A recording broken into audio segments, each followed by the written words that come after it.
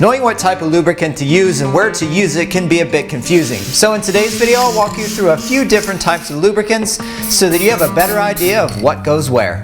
To better understand lubricants, it's easier to break them down into two categories, dry and wet. Dry lubricants are great for indoor use where water or high levels of moisture are not present. They do help resist rust, but they don't prevent it. They're also great in environments that are dusty because they do a great job at repelling dust and dirt, leaving behind no oily residue.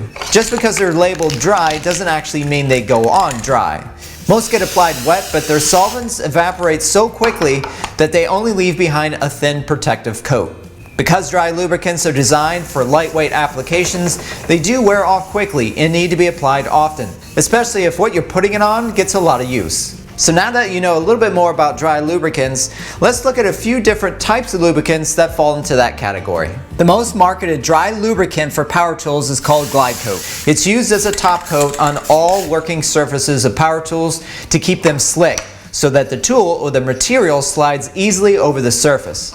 Glide Coat is ideal for things like table saw tops, router and circular saw bases, and it's easier to apply and up to 30% slicker than paste wax. There are still plenty of woodworkers out there using paste wax as their top coats, and I totally get that because Glide Coat is not a cheap product and the wax still works really well. Moving on, the next type of lubricant is called Blade Coat. This product is designed, as the name suggests, to be applied to all blades or cutting surfaces to reduce friction and to reduce the amount of pitch buildup. Once pitch builds up on the blade, friction increases, which increases heat, and then that extra heat can lead to burning of the wood while cutting. The third type of lubricant under the dry category is a high temperature dry lubricant. This type of lubricant can be used on bearings like router bits to cut down on friction and temperature, keeping both the bearings and the tools in good working condition. The last lubricant in this category worth mentioning is a product called Liquid Wrench. This is a dry film lubricant, and it's a little bit different than the others because it contains PTFE, which is also known as Teflon, and it also contains Surflon, which is a ceramic. Like all the rest, this dry lubricant goes on wet, but dries, leaving a thin coat of protective Teflon. Now, it's similar to Glide Coat in some ways, but Liquid Wrench is labeled also to be used on windows and doors, hardware, locks, latches, drawer glides, and even the kids' bike chains. In my shop, I use it on the rails of my miter saw, pretty much all moving, sliding, or pivoting points on any of my power tools or accessories. I've also been trying this product as a top coat on my table saw, and it doesn't provide as slick of a surface as Glide Coat, but it does help for sure, and it's a third of the cost. At this point, I'm not quite sure if this product can be a true replacement for this one, but I guess it just all depends on your preferences and what you want to spend. The most important thing to remember about dry lubricants is that they leave the surface clean with no oily residue, and this is really important because oils can be transferred to your wood, glue, or finishes. Before we move on to wet lubricants, there's one more lubricant worth mentioning that doesn't really fit into either category well enough, and that's silicone spray. Silicone spray acts like a dry lubricant. There's no staining, it dries tack-free, and it won't accumulate dust or dirt. But not all silicone sprays are labeled dry. And when it comes to woodworking, silicone is not a good product to use on shop tools because it can interfere with certain finishes if some of the silicone rubs off of the tools and onto the wood.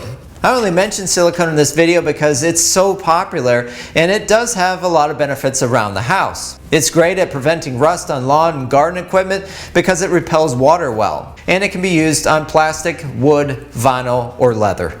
Alright, moving on to the second category, dry lubricants for the most part can be used indoors and out. They're ideal for heavy-duty applications like metal-to-metal contact, and they work best in environments with low dust because they stay wet, which means everything sticks to them. However, sometimes wet lubricants have to be used in dirty environments, and we'll talk about that in a second. The first type of lubricant in this category is white lithium grease. It is a non-corrosive grease that does not freeze, melt, or run. It's a long-lasting, heavy-duty lubricant that can be used in the home, auto, marine, farm, and shop. This product is great for almost everything under the table saw, including elevation gears, rods, tilt gears, and trunnions. Like I already mentioned, sometimes wet lubricants are the best option in dirty environments, just like under the table saw. Therefore, it's our job to take time to clean off all those areas under the saw with a wire brush as part of a regular maintenance schedule, and then reapply good lubricant.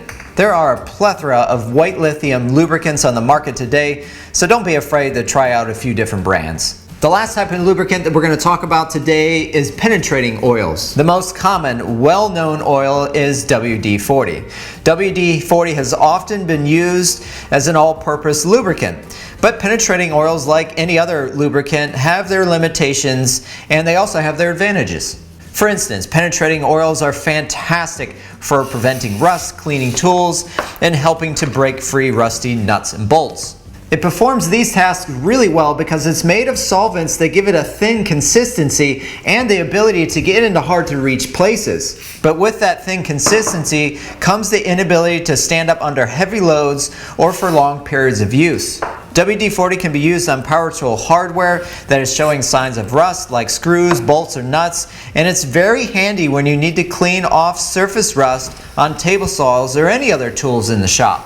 To clean off surface rust, spray a small amount of WD-40 on the top and use either a 400 grit wet dry sandpaper or a Scotch-Brite pad number 7448 to sand the rust away. Just note that if you want to use WD-40 to clean off surface rust and you want to use a top coat like Glide Coat, you're going to need to use a degreaser to remove the WD-40 first. So there's the rundown. If you have questions or like to share the products that you like, please leave them in the comments section. Thanks for watching.